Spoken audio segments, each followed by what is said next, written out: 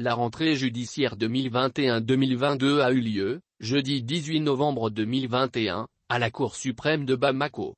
Cet important événement était placé sous la haute présidence de son Excellence, le colonel Assimi Goïta, président de la transition, chef de l'État, président du Conseil supérieur de la magistrature. Avec comme thème, rôle de la justice dans la lutte contre le blanchiment de capitaux et le financement du terrorisme, l'audience solennelle de la rentrée des cours et tribunaux du Mali, session 2021-2022, s'est déroulée, le jeudi 18 novembre, à la Cour suprême de Bamako.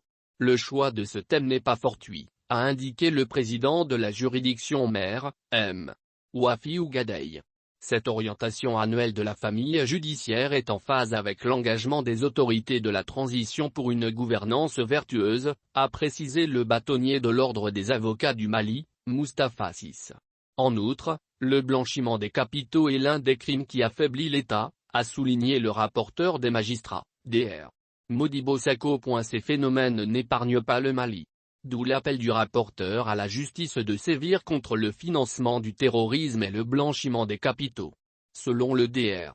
Sakho, il revient à cette même justice de faire des propositions pertinentes aux autorités dans le but d'assurer une répression efficace de ces fléaux. Selon les précisions du procureur général de la République, Mamadou Timbo, pour réussir ce pari, il faut doter la justice des moyens lui permettant de mener sa mission avec efficacité. Chose comprise par le président de la transition qui reste convaincu qu'il n'y a pas d'État fort sans justice forte. Une conviction que le chef de l'État a fait valoir au cours de cette cérémonie solennelle en annonçant, non seulement, la finalisation de la construction du futur siège de la Maison des avocats du Mali, pour un montant 790 millions de francs CFA. Un geste qui en dit long sur la volonté des autorités de la transition de renforcer les capacités de toute la famille judiciaire pour le plein rayonnement de celle-ci. Le président Goïta a également mis l'accent sur les conséquences de l'expansion du terrorisme sur la stabilité de notre pays avant de préciser que tous les capitaux blanchis ne proviennent pas forcément du terrorisme. Selon le chef de l'État, il convient de s'attaquer aux sources véritables de financement de cette activité lucrative. Et, l'une des meilleures méthodes pour vaincre ce mal à la racine serait sans nul doute de renforcer l'arsenal juridique dans le but d'étouffer, à la fois, le financement du terrorisme et le blanchiment de capitaux qui en découlent, a suggéré le président du Conseil supérieur de la magistrature, avant de déclarer que, pour mener à bien ce combat, la mise en place et le renforcement d'un cadre institutionnel et juridique approprié sont obligatoires. Poursuivant son intervention, le président de la transition a jugé important d'attirer l'attention de tous sur la responsabilité collective dans ce processus. La lutte contre le blanchiment de capitaux et le financement du terrorisme doivent se mener à tous les niveaux.